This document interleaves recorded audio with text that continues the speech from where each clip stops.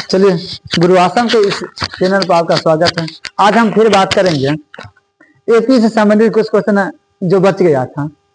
अब यहाँ देखिए, क्वेश्चन कह रहा प्रथम 100 प्राकृत संख्याओं का योगफल क्या हो सकता है।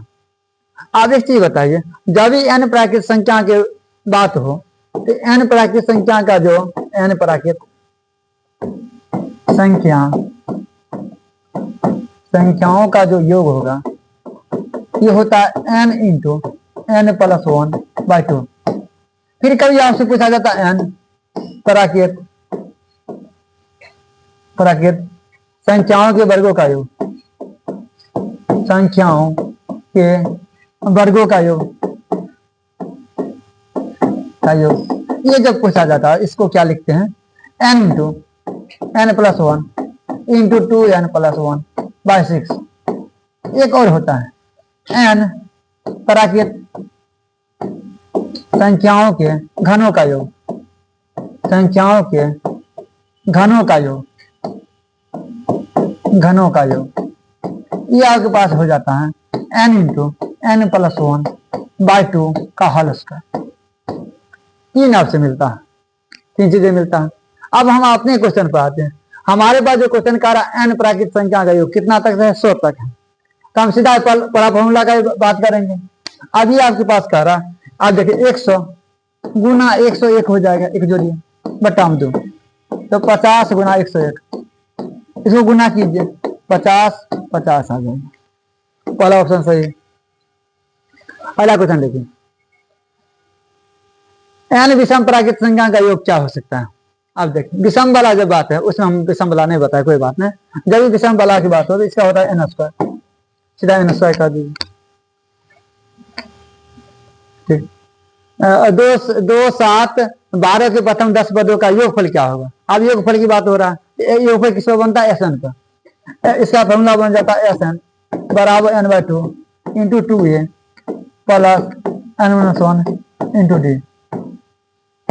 आप n/2 आप ये देखिए 10 बटा 2, 2 गुना a का मान 2 है, जोड़ 10 घटे 1 और d का मान आपके पास आ जाएगा 5। सीधी बात है, ये 5 आ जाएगा। आप एक चीज बताइए, 4 जोड़ 9 5 45, 45 और 4 49, 49 गुने 5 और 50 रहता तो 250 होता, 250 में 5 घटा लीजिए, 295, 245 आ जाएगा। 250 में 5 घटा लीजिएगा। अरे 50 गुने 5 250, 250 में 5 घटा लीजिए, बातें खत्म। कितना गुना करें, कोई दिक्कत है। चलिए आगे देखिए, क्वेश्चन नंबर 13 के बाद 14। अब खुद पहले बता दिए इस टाइप का क्वेश्चन, यानी कि उसमें 100 था, इसमें कितना है 200 है, तो 200 गुना 201 अब बट्टा हम करते हैं 2, 100 आ जाएगा। आप इसको गुना कर दीजिए, 201 गुना 100, 2 जीरो आ जाएगा, क्या 2 जीरो आ जाएगा इस पर, यही आपका आंसर आ जाएगा 20,100। कोई दिक्कत है। चलिए अब कह रहा SN पदों का योग, SN पदों का योग हो तो nवां पद AN किसके बराबर होगा। आप एक चीज बताइए, SN का रहा, SN जो है पदों का योगफल हो तो nवां पद AN किसके बराबर होगा, nवां पद AN किसके बराबर होगा। अरे SN अगर पदों का योग हो तो SN बराबर n/2 into 2a plus n-1 into d, ये होता है। फिर देखें, आप nवां पद जो है तो AN, आप AN बराबर क्या होता है, AN बराबर a plus n-1 into d, ये होता है।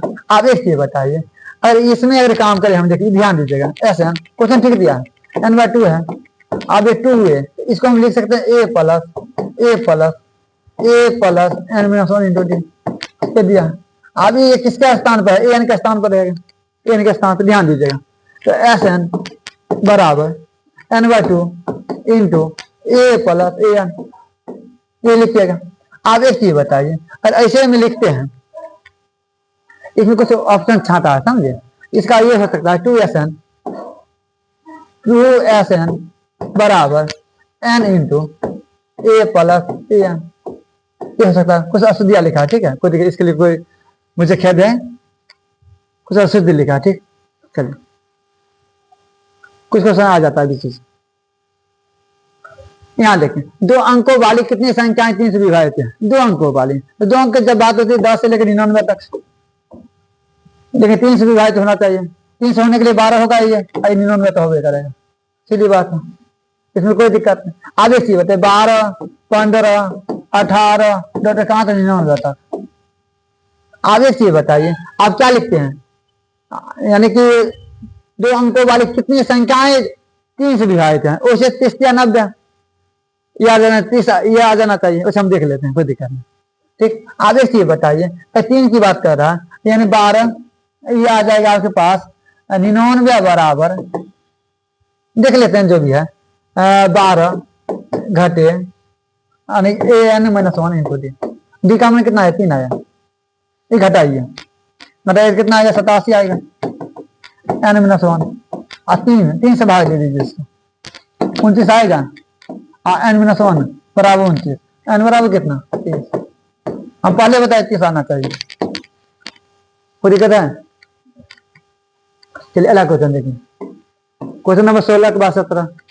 अब इसमें कह रहा है इतना का समांतर पद हद एक्स का मान निकाले। जैसे आपको बताया तो ए बी सी अगर ए में हो, आप एक चीज बताइए, तो 3 पद है, 3 पद है, तो यानी कि 3x माइनस एक्स प्लस 2 आ जाएगा, बराबर हो जाना चाहिए 4x प्लस 1 और घटे 3x। तो देखिए ए बी अगर ए में रहता है ए बी सी, तो आपको हम क्या बताए, बी बराबर होता है हमेशा ए प्लस सी बाई 2, इसमें जा सकते हैं। फिर हम उतना लंबा क्या जाएंगे, हमें बनाइए क्या देंगे। अब 3x माइनस एक्स माइनस 2 बराबर एक्स प्लस 1। अब इसमें देखिए 2x माइनस 2 बराबर कितना आ जाएगा? x plus 1। अब 2x में से 2x घट जाएगा, इधर जाकर 3 बन जाएगा, बातें खत्म, बातें खत्म, कोई दिक्कत है? चलिए 18 नंबर, समांतर सदिश के अनुमेय पद का सही सूत्र क्या होता है? तो ए एन बराबर क्या होता है? ए एन बराबर A plus N minus 1 into D. तो ये आपके पास आ जाएगा, ये 1 मिनट, ये नहीं है, ये नंबर, कोई दिक्कत है?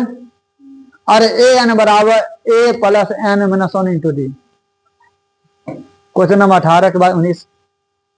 चलिए प्रथम पद और साधारण तक क्या होगा, देखिए आसान क्वेश्चन दे दिया। अब ए का मान तो 3 होगा, सीधी बात है 3। अब 3 जब ही होगा तो ये नहीं होगा, ये नहीं होगा, दो तो नहीं होगा, 2 छाट दिए। अब डी का मान कितना है? 1 में से 3 घट जाएगा, मैं 2, अब 2 बरा, देखिए यही सही है। ऑप्शन छाटना भी सीखिए। अब चलिए क्वेश्चन नंबर हमें लगता है लास्ट है क्या, चलिए लास्ट ही है। किसी एपी का प्रथम पद 5 है, ठीक है, कार्बन तक 3 है, इसका 12वां पद क्या होगा? एक चीज बताए, कितना आसान दे दिया। ए 12 बराबर ए प्लस कितना 11 डी। अब ए का मान कितने रे? 5 है, और जो 11 गुना 3 कितना आ जाएगा? 5 जोड़ 33 कितना आ जाएगा? 38। ठीक है, चलिए तब तक आप लोग देखते रहिए, वीडियो को लाइक करते रहिए, धन्यवाद।